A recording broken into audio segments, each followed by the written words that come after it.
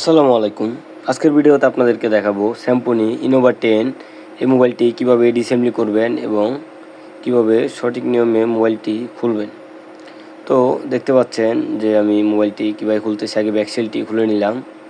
তো আপনারাও ঠিক এভাবে এই স্যামসং ইনোভা 10 মোবাইলটি যদি আপনাদের কাছে আসে তাহলে এভাবে আগে ব্যাকসেলটি খুলে নেবেন। তারপর যতগুলো স্ক্রু রয়েছে সেই স্ক্রুগুলো এখন আমি খুলে নিব। আপনারা ভিডিওটি দেখতে থাকেন আমি মোবাইলটি কীভাবে খুলি, আজকের ভিডিওতে আপনারা সম্পূর্ণ দেখতে পারবেন। তো আমার এই ভিডিওগুলো যদি আপনাদের ভালো লাগে তাহলে অবশ্যই আমার এই ভিডিওগুলোতে একটি লাইক, একটি কমেন্ট এবং একটি শেয়ার করবেন। আর আমার ইউটিউব চ্যানেলে আমি মূলত মোবাইল সার্ভিসিংয়ের যত ধরনের ভিডিও আছে সবগুলোই দেওয়ার চেষ্টা করি। আর আমি আমার এই ইউটিউব চ্যানেলে যত ধরনের অ্যান্ড্রয়েড মোবাইল রয়েছে সবগুলো মোবাইল এবং প্রত্যেকটি মডেল কিভাবে খুলবেন, যেমন Vivo, Oppo, Redmi, Realme, OnePlus যত মোবাইল রয়েছে সবগুলো মোবাইল কিভাবে খুলবেন তার সব ভিডিওই আমি আমার এই চ্যানেলের মধ্যে দিব, যেন নতুন টেকনিশিয়ান ভাইরা মোবাইল সার্ভিসিং শেখার জন্য অন্য কোনো চ্যানেলে যেতে না হয়। আমার এই চ্যানেলের জন্য আপনারা সব মোবাইল খোলার ভিডিও পেয়ে যান এবং দ্বিতীয়ত অ্যান্ড্রয়েড এবং বাটন মোবাইলের যত ধরনের সমস্যা রয়েছে তার সব সমাধান আপনারা আমার ইউটিউব চ্যানেলে যেন পেয়ে যান। আর আমার ইউটিউব চ্যানেলে আরও ভিডিও রয়েছে, যেমন বিভিন্ন universal display, universal logic, universal battery, switch ribbon, তারপর ব্যাক কভারের যে ইউনিভার্সাল লিস্টটা রয়েছে সব কিছু রয়েছে। আপনারা চাইলে এইগুলো আমার থেকে পিডিএফ ফাইলও নিতে পারেন। তো আপনারা অবশ্যই আমাকে হোয়াটসঅ্যাপে নক করবেন, পিডিএফ ফাইলগুলো নেওয়ার নিয়ম আমি আপনাদেরকে বলে দিব। যারা নতুন এবং পুরাতন টেকনিশিয়ান ভাই রয়েছে তাদের কাছে যদি এই পিডিএফ ফাইলগুলো যদি থাকে তাহলে তারা মোবাইল সার্ভিসিং কাজ অনেক সহজভাবে করতে পারবে। যেমন বিভিন্ন ডিসপ্লে আসলে তারা ওই পিডিএফটি দেখে বলে দিতে পারবে যে এই ডিসপ্লেটা কোন কোন মডেলের মধ্যে লাগবে। তারপর আমার কাছে আরও পিডিএফ রয়েছে, যেমন মোবাইলের বিভিন্ন সমস্যার সমাধানের পিডিএফ ফাইল।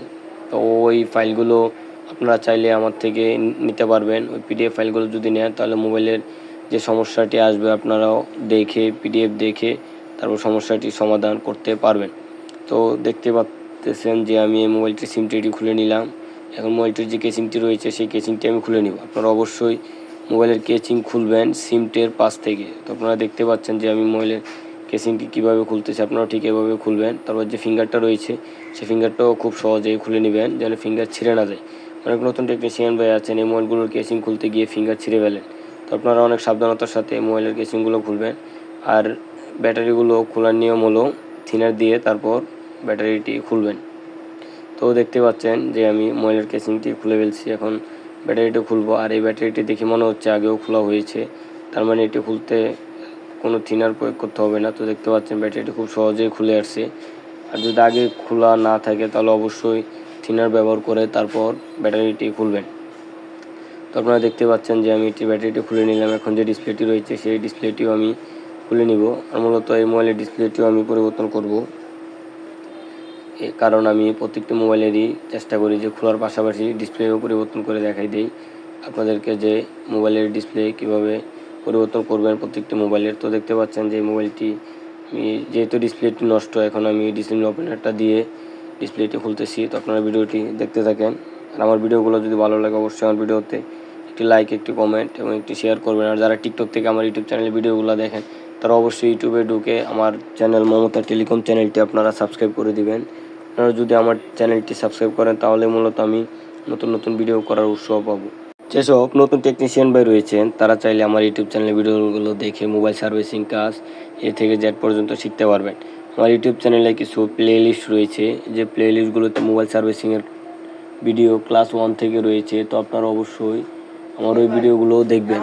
তো আমার আজকের ভিডিওটি যদি আপনাদের ভালো লেগে থাকে তাহলে অবশ্যই আমার ভিডিওতে একটি লাইক, একটি কমেন্ট এবং একটি শেয়ার করবেন। আর আপনারা কেমন ভিডিও চান তা আমাকে কমেন্ট বক্সে কমেন্ট করে বলবেন। তো দেখতে পাচ্ছেন আমি পুরাতন যে ডিসপ্লেটি রয়েছে সেই ডিসপ্লেটি কীভাবে খুলতেছি, আপনারা এভাবে খুলবেন।